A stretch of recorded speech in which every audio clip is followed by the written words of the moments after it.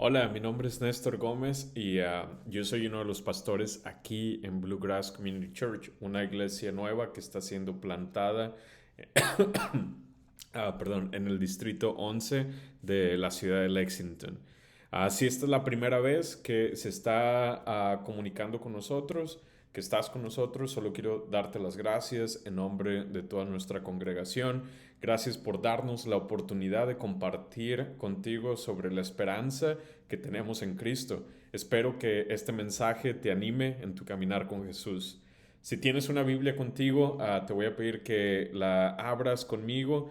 Vamos a estar leyendo en el libro de los Hechos, capítulo 16, del versículo 25 al 40. Así que leamos la palabra del Señor.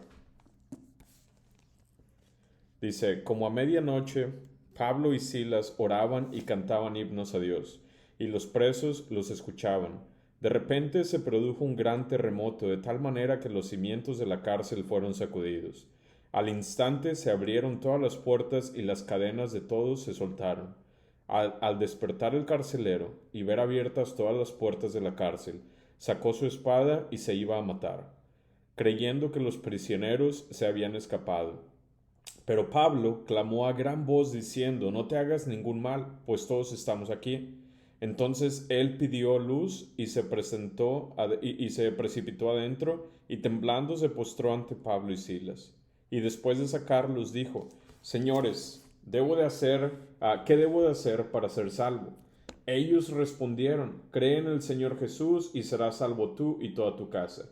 Y le hablaron la palabra del Señor a él y a todos los que estaban en su casa. El carcelero los tomó en aquella misma hora de la noche y les lavó las heridas y enseguida fue bautizado con todos los suyos. Llevándolos a su hogar, les dio de comer y se regocijó grandemente por haber creído en Dios con todos los suyos. Cuando se hizo de día, los magistrados superiores enviaron a sus oficiales diciendo, suelta a esos hombres. El carcelero comunicó esto a Pablo, ¿verdad? Que estas palabras que estaban diciendo, los magistrados superiores han dado orden de que les suelte, así que salgan ahora y vayan en paz. Pero Pablo les dijo, aunque somos ciudadanos romanos, nos han azotado públicamente, sin hacernos juicio, y nos han echado a la cárcel, y ahora nos sueltan en secreto. De ninguna manera, que ellos mismos vengan a sacarnos. Los oficiales informaron esto a los magistrados superiores, y al saber que eran ciudadanos romanos, tuvieron temor. Entonces vinieron y les suplicaron, y después de sacarlos, les rogaban que salieran de la ciudad. Cuando salieron de la cárcel, fueron a casa de Lidia, y al ver a los hermanos, los consolaron y se fueron. Esta es la palabra del Señor.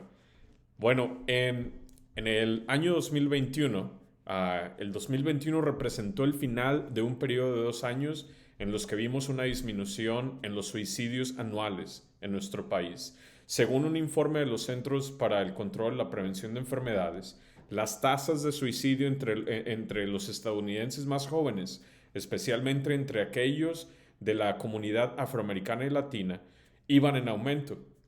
Durante décadas, las tasas de suicidio entre estos grupos fueron muy bajas en comparación con la tasa registrada entre los estadounidenses blancos.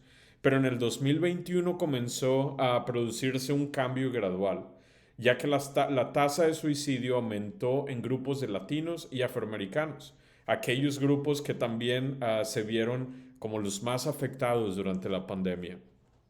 Entre el 2018 y el 2021, la tasa de suicidio solo entre la comunidad afroamericana aumentó un 19.2%.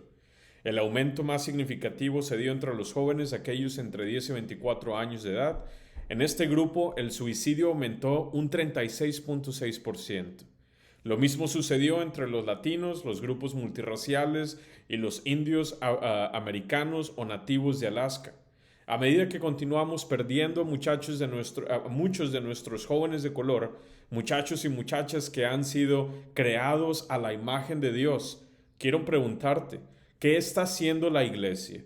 ¿Dónde están las iglesias que llaman a gran voz como lo hizo Pablo en este pasaje diciendo, hey, no te hagas daño porque aquí estamos?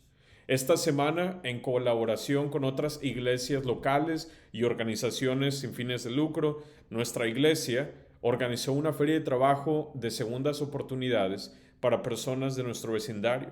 Tuve varias conversaciones en esta feria con quienes venían buscando una segunda oportunidad de empleo. Cada persona que entraba por la puerta de este edificio llevaba consigo las heridas de la adicción, la aflicción, el dolor, la pérdida, el rechazo, el abuso físico, el abandono, el estrés y la ansiedad, entre muchos otros. Muchos de ellos expresaron que la idea de querer terminar con sus vidas era un pensamiento constante con el que luchaban día a día en sus vidas. Casi todas las conversaciones terminaron con un "estamos aquí para ti". En el texto de hoy aprenderemos de un hombre que, como muchas personas hoy en día, ante la idea del fracaso y un sentimiento de desesperanza, decidió también acabar con su vida, en medio de una noche oscura, en medio de una fría prisión romana.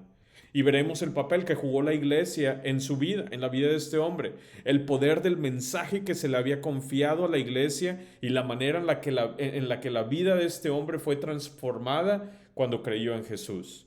La idea principal de nuestro texto de hoy es: en la noche más oscura, cuando todo parece perdido, el mensaje de Jesús comunicado por su iglesia es la esperanza que necesita nuestro corazón. La estructura del sermón, vamos a dividir el sermón en dos secciones. La primera sección va a ir del versículo 25 al 29 y luego la segunda sección va a ir del 29 al 40. La primera mitad del sermón va a ser titulada "El poder destructivo del diablo". La segunda sección será titulada "El poder redentor de Jesús". Así que vamos a orar antes de empezar.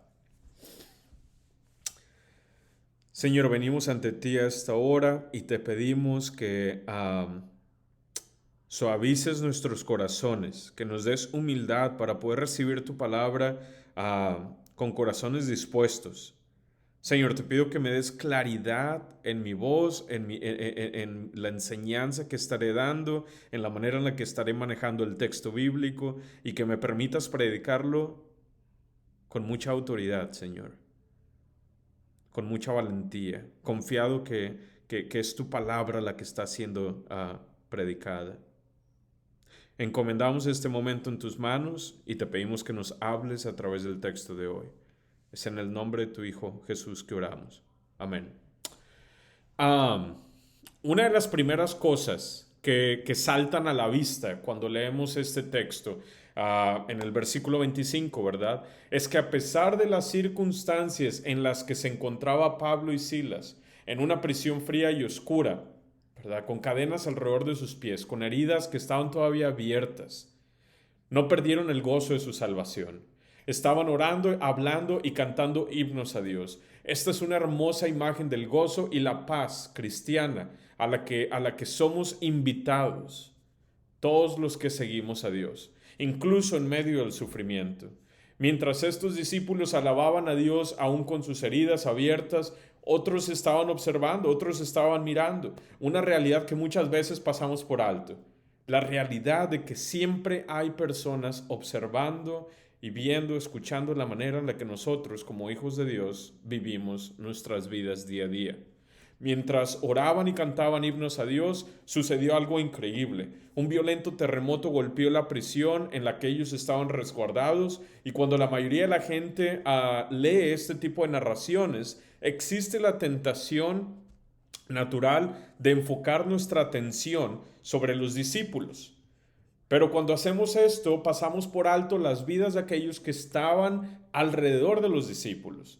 Después de leer el texto una y otra vez, me cuesta mucho trabajo, me resulta difícil creer que el propósito de este terremoto fue para liberar a los discípulos. Lucas nos dice en el versículo 26 que cuando ocurrió este terremoto, todas las puertas y las cadenas que estaban atando a los discípulos fueron quebradas, ¿verdad? Se aflojaron. Sin embargo, nadie se fue, nadie escapó.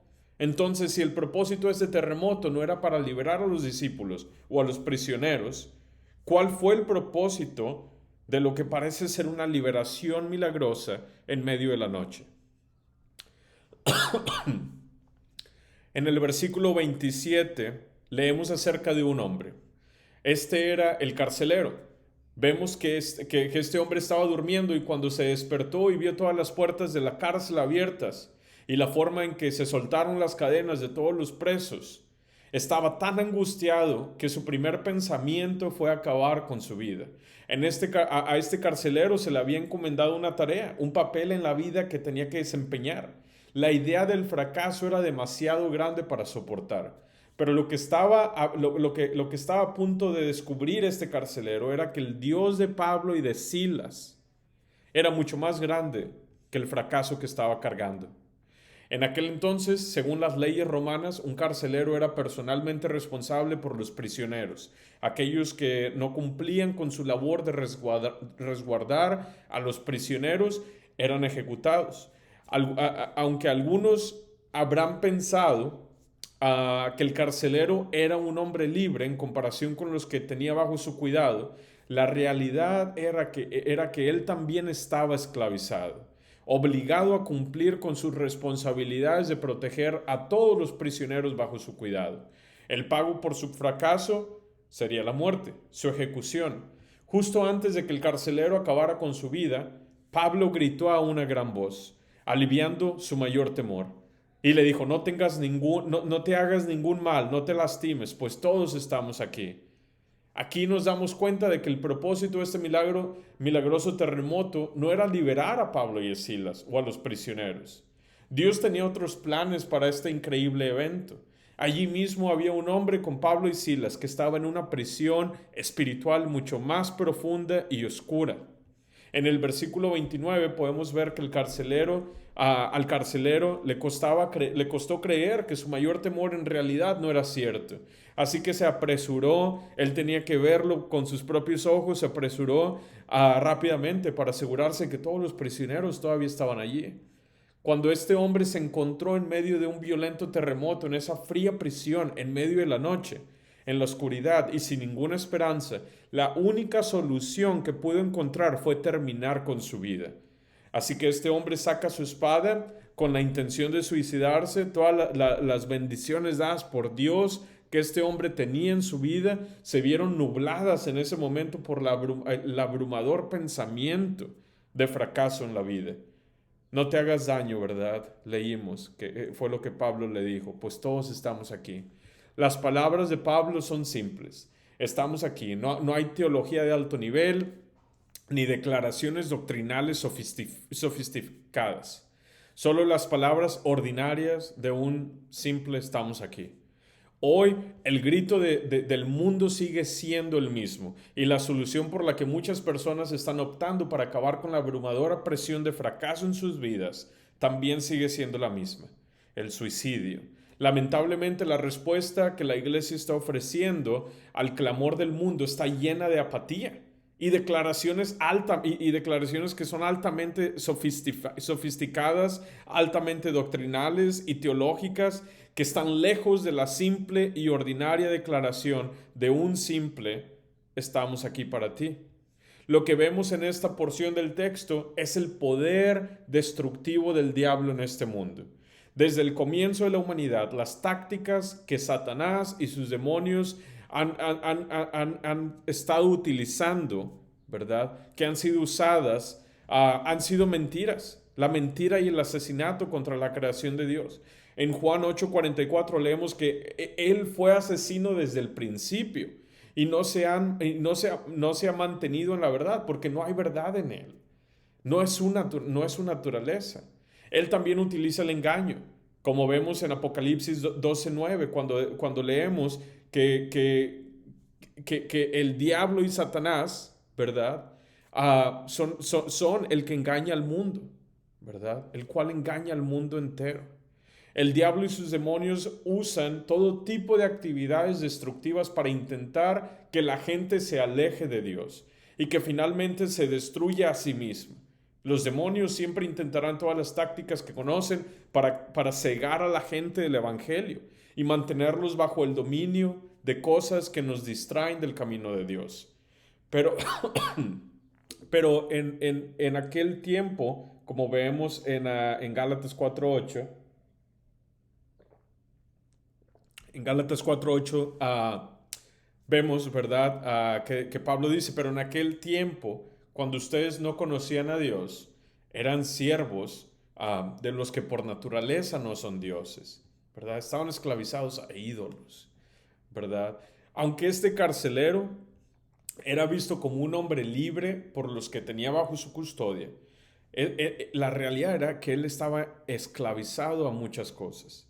Las mismas cosas que el diablo y sus demonios usan hoy para esclavizar a la gente, como la tentación, la deuda, la duda, la culpa, el miedo, la confusión, la enfermedad, la envidia, el orgullo, etcétera, etcétera.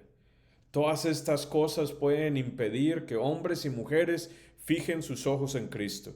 Pero como acabamos de leer en Gálatas 4:8, esto estaba a punto de ser cosa del pasado para este carcelero. Este carcelero estaba a punto de encontrarse con el poder transformador de Cristo en su vida. Esto nos lleva a nuestro segundo punto de la enseñanza de hoy, que es el poder redentor de Jesús. De la misma manera en que los cimientos de esta prisión fueron sacudidos por este violento terremoto, este carcelero cayó de rodillas temblando delante de Pablo y de Silas.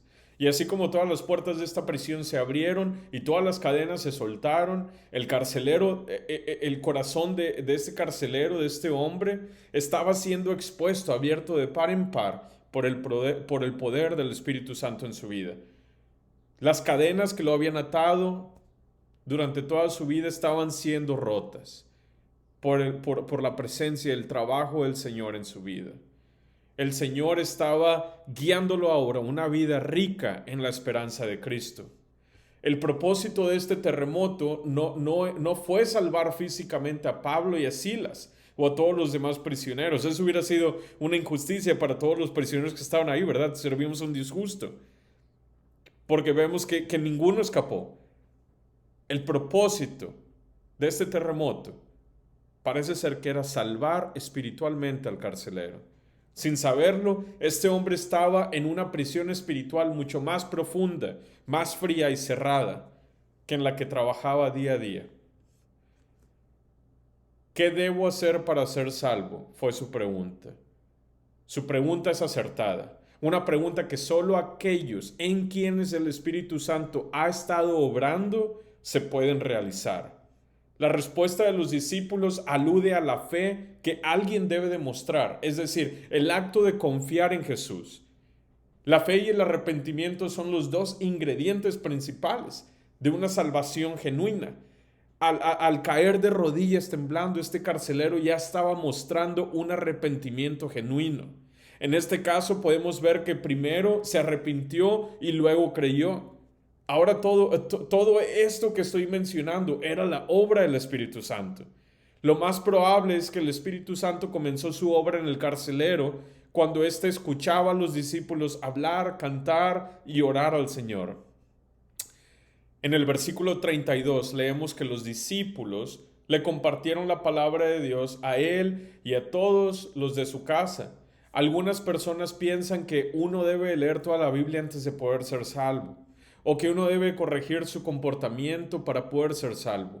Pero la información por sí sola no salva. La corrección en comportamiento por sí sola no salva. Es la obra del Espíritu Santo en la vida de alguien la que salva. La salvación ocurre cuando el Espíritu Santo impulsa a los hombres y a las mujeres a arrepentirse y a poner su confianza en Dios. El llamado efectivo es un acto de Dios el Padre, que habla a través de la proclamación del Evangelio por parte de la Iglesia, en el que llama a las personas a sí mismo de tal manera que respondan con fe salvadora. Lo que sucedió aquí es lo que vemos en Apocalipsis 22:17, cuando leemos que tanto el Espíritu como la novia dicen ven, que cualquiera que oiga diga ven, que venga el que tenga sed. El que quiera tome del agua de la vida gratuitamente. Una vez que este hombre se arrepintió, este carcelero, una vez que él puso su confianza en el nombre de Jesús, una vez que él escuchó el mensaje del reino de Dios, su vida reflejó una serie de actitudes que son el testamento de una transformación genuina en Cristo. Estas acciones realizadas por el carcelero pintan un hermoso cuadro del poder redentor de la salvación que hay en Cristo.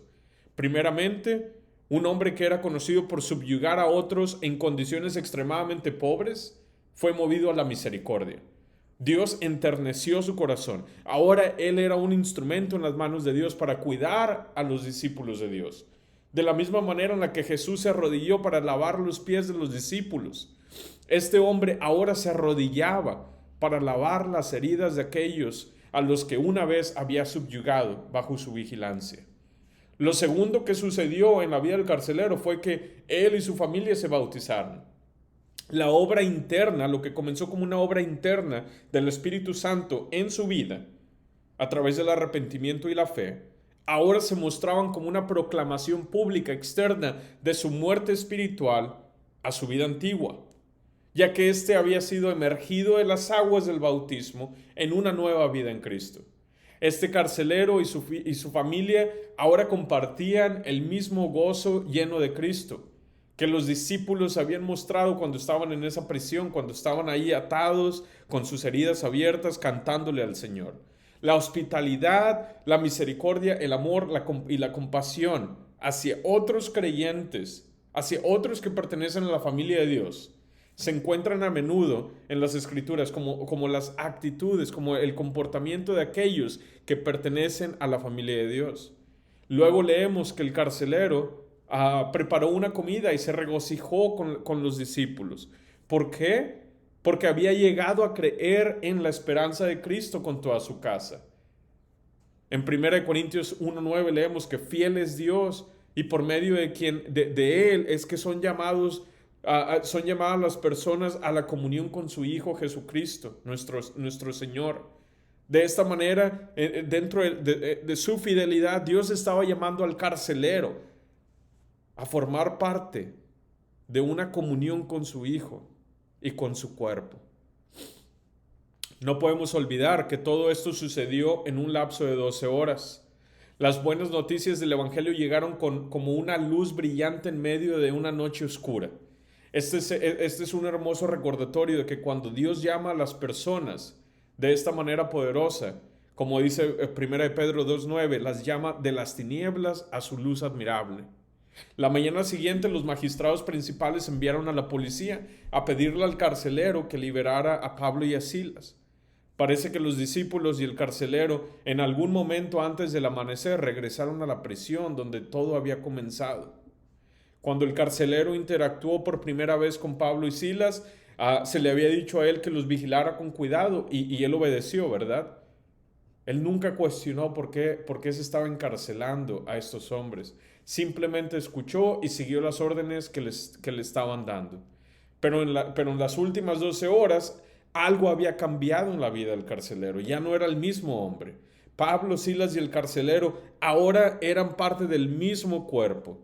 Las preocupaciones de los discípulos eran ahora las preocupaciones del carcelero. Como participantes dentro del mismo cuerpo, las heridas de Pablo ahora eran las heridas del carcelero.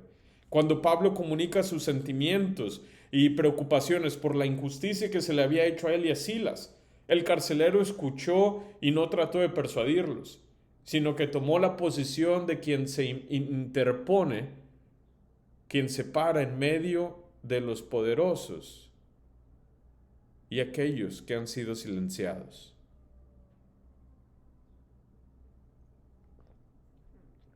Pablo le dijo: aunque somos ciudadanos romanos, nos han azotado públicamente sin hacernos juicio, y nos han echado a la cárcel, y ahora nos sueltan en secreto, de ninguna manera, que ellos mismos vengan a sacarnos.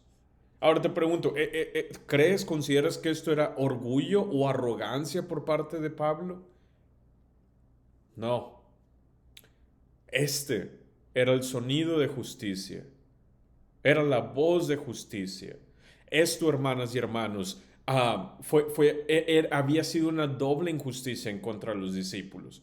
Por un lado, los discípulos habían sido golpeados, sus ropas habían sido rotas, arrancadas en público, habían quedado desnudos, habían sido objeto de vergüenza y de burla en el mercado, en la plaza de la ciudad. y habían sido silenciados y empujados a los márgenes de una prisión fría y oscura. Por el otro lado, ahora estaban siendo despedidos como si nada hubiese pasado, en secreto, en silencio. Como cristianos no podemos hacer las paces con la injusticia. No podemos barrer debajo de la alfombra las cosas que históricamente y en la actualidad se están haciendo injustamente a otros hermanos y hermanas en la fe. ¿Por qué? Porque sus heridas, las heridas de estos hermanos son nuestras heridas. Las preocupaciones de estos hermanos deberían de ser nuestras preocupaciones. Sus miedos deberían de ser nuestros miedos. Sus cuerpos coexisten juntamente con nuestros cuerpos como uno solo dentro del cuerpo de Cristo. Este episodio es similar a la historia de la liberación del gran líder sudafricano que luego llegó a ser presidente, Nelson Mandela. Tal como cuenta la historia Mandela, cuando él dice que de Klerk, quien era el presidente de Sudáfrica durante ese tiempo, le informó de manera bastante abrupta y sin previo aviso que él iba a ser liberado de la prisión el día siguiente. Un día antes Mandela supo eso. De Klerk, el presidente durante ese tiempo le dijo a Mandela que lo llevarían en avión a Johannesburgo y lo liberarían allí. Su pronta liberación después de décadas de injusto encarcelamiento sería por el bien del gobierno, para no hacer quedar mal al gobierno. Pero Mandela tenía otra visión, una visión diferente de su liberación. Así que Mandela dice que él le dijo a de Klerk, le dijo, yo me opongo firmemente a hacer eso. Yo quiero salir por las puertas de Victor Verster, que era la cárcel en la que estaba, y poder agradecer a quienes me cuidaron y saludar a la gente de la ciudad de Cape Town que cuidaron por mí. Aunque era de Johannesburgo, la ciudad de Cape Town, ¿verdad? Había sido mi hogar, dice Nelson Mandela. Durante casi 3 décadas regresaría a Johannesburgo, pero cuando yo quisiera, no cuando el gobierno quisiera. Y él continúa diciendo que una vez que quedara libre, ¿verdad? Que él vería por sí mismo. La respuesta de Mandela es un eco de la respuesta de Pablo a irse, a salir, a ser liberado de la prisión en silencio. Pero en los versículos 38 y 39, aquellos que abusaron, leemos de un miedo que tuvieron, aquellos que abusaron, afligieron y oprimieron a los discípulos del Señor, ¿verdad? Ellos ahora estaban experimentando sobre sus hombros un miedo, un temor que venía como resultado de la justicia que un día experimentarían cuando se pararon delante de la presencia de Dios. Los discípulos salieron de la cárcel y con eso dejaron atrás a un amigo. Este carcelero había llegado a ser ahora un hermano en la fe, un hombre que ahora estaba sellado por la eternidad con el amor, la compasión, misericordia y justicia que habían estado en el corazón de Jesús, hacia aquellos que eran vulnerables, hacia los oprimidos, hacia aquellos que estaban siendo silenciados por los que se encuentran en el poder. Dejaron atrás a un amigo y a un hermano, un hombre que ahora era libre y capaz de regocijarse con los que pertenecían a la familia de Dios. Pero también dejaron atrás a un grupo de hombres poderosos que habían tenido una pequeña probada del peso de la justicia y la ira de Dios con ese miedo que ellos sintieron. Pero iglesia, no se equivoquen. Cuando leemos que estos magistrados principales tenían miedo, este no es el mismo temblor que experimentó el carcelero después del terremoto. Este temor no vino con el arrepentimiento y la fe necesarios para que ocurriera una salvación genuina. Este miedo era muerto. No produjo salvación en sus vidas. En el versículo 40, el doctor Lucas nos dice que los discípulos hicieron una parada en la casa de Lidia, una de las 2 mujeres que encontraron en Filipos, ¿verdad? Era Lidia y la mujer esclava, donde parece que había nacido una nueva iglesia. Esta iglesia recién plantada era una mezcla de ricos y pobres, una mezcla con aquellos que habían sido golpeados, torturados y encarcelados. una iglesia con aquellos que luchaban contra las fuerzas económicas y políticas que habían sido alineadas para hacerles daño por aquellos que querían que desaparecieran. La casa de Lidia ahora albergaba a ex delincuentes, pero también era el lugar donde moraba el Espíritu Santo. Desde este lugar de aliento y edificación en el Espíritu de Dios, era que el Padre guiaría a los discípulos de Jesús en su próximo viaje. Al concluir, me gustaría dirigir tus ojos a la persona de Jesús. Cuando el cuerpo de Jesús fue puesto en la tumba, la mayoría de la gente pensó que era el fin. Muchos pensaron que nada, ¿verdad?, estaba ocurriendo. Sin embargo, Dios estaba obrando durante ese sábado de silencio. Así como Dios estaba obrando cuando el cuerpo de Jesús fue puesto en la tumba, el Espíritu de Jesús estaba obrando cuando los discípulos fueron colocados en esta prisión fría y oscura. El Espíritu de Jesús estaba reviviendo el espíritu de un hombre que se encontraba en tinieblas espirituales.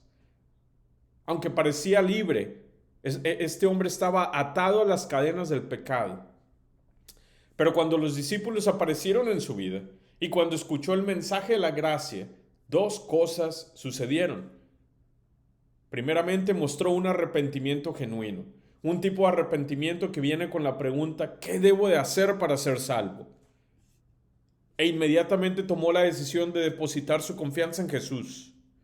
Sus acciones, segundamente sus acciones, el cambio en su vida y en última instancia la proclamación pública que mostró a través de su bautismo al creer en el Evangelio de Jesús, nos muestran que su vida había sido transformada. Esa noche él estaba siendo sepultado con Cristo en las aguas bautismales y siendo resucitado en una nueva vida que solo se puede encontrar en Jesús. A través de las Escrituras nos encontramos con personas que también estaban en espacios oscuros, fríos y vulnerables. Individuos que se sentían como si estuvieran en una eterna noche oscura, sintiéndose impotentes y sin esperanza en la oscuridad. Adán y Eva se sintieron así después de la caída. Noé se sintió así en medio del diluvio. El pueblo de Israel también experimentó esta sensación de desesperanza e impotencia cuando vivían bajo la opresión de Faraón. El gran rey David también se sentía así muchas veces. Incluso Jesús experimentó este mismo sentimiento de desamparo. Lo vemos cuando le dijo a sus discípulos en Mateo 26, 38 y 39, estoy profundamente afligido hasta el punto de la muerte. Lucas nos dice que durante ese momento Jesús estaba tan angustiado que mientras él oraba, su sudor se convirtió en gotas de sangre que caían a la tierra. En Lucas 22, 44 leemos eso. Podríamos seguir y seguir con múltiples ejemplos de hombres y mujeres que muchas veces se encontraron en lugares donde no podían ver la salida. Pero las Escrituras nos enseñan que Dios siempre aparece en medio de nuestros momentos más oscuros. Él nunca abandona a su pueblo. Cuando Job pregunta, como lo vemos en Job 35:10, cuando él hace la pregunta, ¿dónde está Dios, mi creador, aquel que nos da cánticos en la noche? Vemos que la respuesta la tiene David, ¿verdad? En el Salmo 50:15, cuando él dice que en realidad, él nos recuerda, en realidad sí podemos llamar al Señor en el día de nuestra angustia y Él nos va a liberar. La resurrección de Jesús es nuestra garantía de que un día todo lo que nos aflige pasará. El Señor vendrá y hará nuevas todas las cosas. Hechos capítulo 3, ¿verdad? Él restaurará el gozo de nuestra salvación y Él nos sustentará al darnos un espíritu dispuesto, como el espíritu que le dio a este carcelero esa noche. Y ese día nos podremos regocijar, nos reiremos en la presencia de nuestro Creador. De la misma manera que Jesús nos reveló al Padre, el día de hoy es nuestra tarea como cristianos revelar a través del amor, la compasión, la justicia y la misericordia como iglesia, el amor del Padre al mundo. Esto es lo que vemos en el texto de hoy. Un gran ejemplo de una vida llena de Cristo en las acciones que siguieron a la conversión de este carcelero. Este texto es una invitación para cualquier persona que se sienta con el peso tan abrumador del fracaso sobre sus hombros. Aquellas personas que se sienten como que han fracasado en la vida. Una invitación a creer en el Señor Jesús. Jesús extiende esta invitación en Mateo 11, 28 y 30, cuando Él dice, vengan a mí todos los que están cansados y cargados, y yo los haré descansar. Tomen mi yugo sobre ustedes y aprendan de mí, dice Él, que yo soy manso y humilde de corazón, y hallarán descanso para sus almas, porque mi yugo es fácil y mi carga es ligera. Vamos a orar. Señor, te damos gracias por tu palabra, Padre. Gracias por el ánimo que encontramos en saber que aunque vivimos en un mundo en el que constantemente el enemigo en nuestras almas está intentando destruirnos y guiarnos en mentira, tenemos la certeza, la confianza, la seguridad de que el mensaje de Jesús tiene el poder para redimir cualquier área de nuestras vidas. Si no es en esta vida, será en la eternidad futura, aquel día en el que todas las cosas sean hechas nuevas. Padre, te pido que podamos seguir el ejemplo de este carcelero. Te pido que,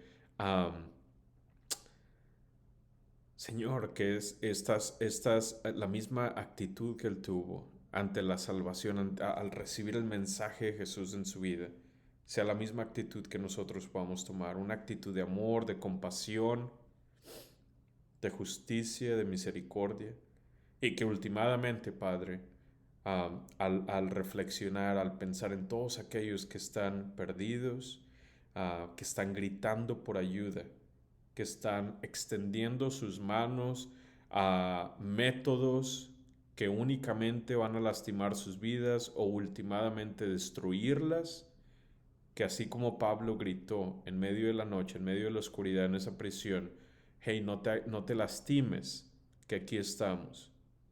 Señor, que tu iglesia pueda hacer lo mismo hoy. Que podamos gritar a aquellos, hablarle a aquellos que están en tanta aflicción, que están sintiendo el peso del fracaso sobre sus hombros, y decirles, aquí estamos, aquí estamos. Es en el nombre de Jesús que oramos, Padre. Amén.